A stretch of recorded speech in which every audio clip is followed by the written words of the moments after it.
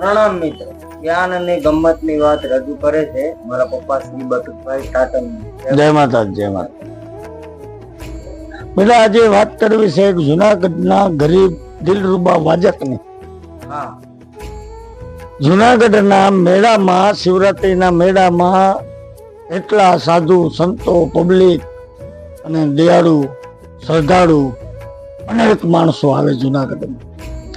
એમાં એક ગરીબ માણસ દિલરુબા નામનું વાજિંત્ર લઈ અને બેઠો તો રોડ ઉપર.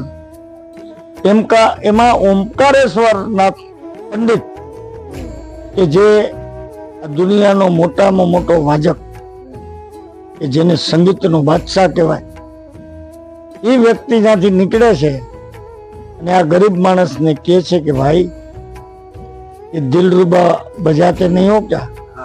तो कि बजाता हूं और गाता भी हूं. तो कि जरा बजाओ. क्योंकि भीड़ में पब्लिक का पाँव मेरे हाथ पे आ गया था तो मेरा उंगली काम नहीं करता है, तो नहीं बजा सकता हूं. तो पंडित ओमकारेश्वर नाथ एम के छे कि मैं बजाऊं क्या?